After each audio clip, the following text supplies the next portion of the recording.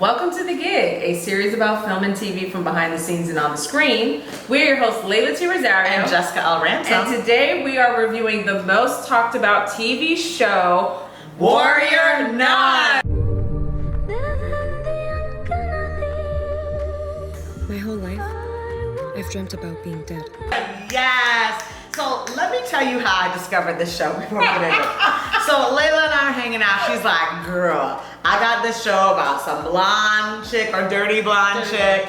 And she's like a nun, but she's fighting. And then there's like this dude that's hot that she's obsessed with. And the show is terrible, but I'm in love with it. And I was like, that all sounds fantastic. I need to watch this show. So I turned it on, and I'm watching the pilot, and I'm like, not really feeling it. But then what got me into it is like every single episode, there's this like major cliffhanger. Yeah. Like I won't lie, it would be like, and we're about to stab you. Find that girl. And then I'm like, oh wait, I need to know what happens. So like literally it's like these major cliffhangers are happening. And let's go back and tell you what this show is actually about before we get into more of it. The show is basically about the dirty blonde girl, and she's like dead, and then all of a sudden a halo comes in her back. Very lucky. Second privileged life. God.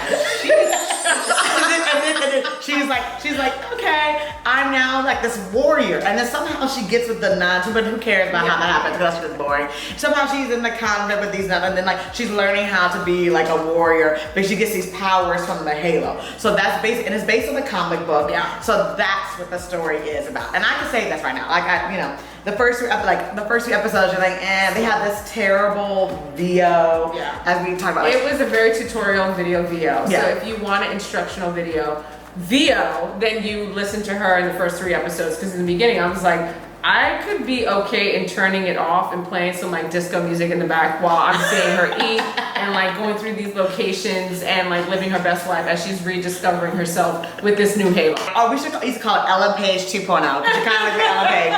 So Ellen Page 2.0 was like, oh my God, he's so hot when it's like her like bug eyes. Oh, we get it, bitch. We get it. So you have these crazy cliffhangers, and finally, because like episode 6, right? I can tell you this. Then that's when the show kicks up. Yes. It's action packed. You get my girl Beatrice, and she's like a nun, but she has like this like fighting skills, whatever. Amazing. And she has a steel face guard, and she's all like fighting and fighting. I was like, yes, it works. And it finally gets good because finally the blonde chick is all like, okay, I'm ready to become the warrior and fight. Maybe jump to the part where any of this has anything to do with me. You mean the lead? Carry on. I'm done. What happened to her little boo thing? I mean, like he showed his lack of like allegiance to her when the demon really came out. I mean, I was like, at that point, I was like, go home. Like, you just go start continuing to do whatever the fuck you did before you came into her life because you are no point in living in it. But my favorite character was Shotgun Mary. Shotgun Mary. Cool name. Why do they call you that?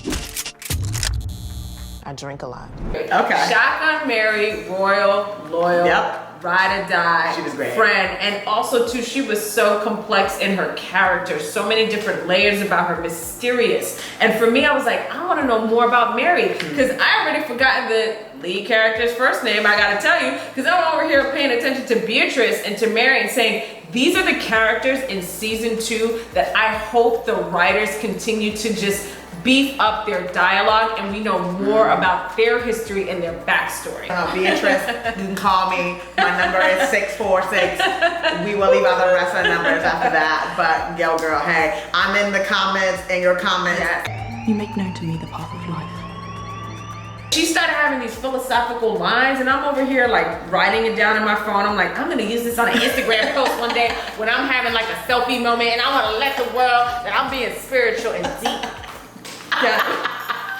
exactly. I mean, if you love Buffy the Vampire Slayer, if you love True Blood, so if you are familiar with those shows, then this is a great 2020 show that encompasses and influence a little bit based on that. You got a little bit of the mysticism and also religion and demons and fighting. And for me, I thought that was fantastic. They did. I mean, I'm so excited for season 2. I mean, I Yeah. hope we get to season 2 I because hope so. I need to know what happened. Like that finale, that finale, y'all. Yeah. One of the best I've ever seen. Like The it was best. crazy. It was like out of your mind, out of your mind. And for me, like the producer and me, after a while, okay, like I mean, I'm immersed into the characters, into the story, Yeah. and I'm like now investing. Now you got me invested into the show. But then there's the logical part of my brain that's like, how did they get clearances for these churches? I was just like, when did they clear these streets during the day? Like, was it during business hours, siesta hours? Was it on the weekends?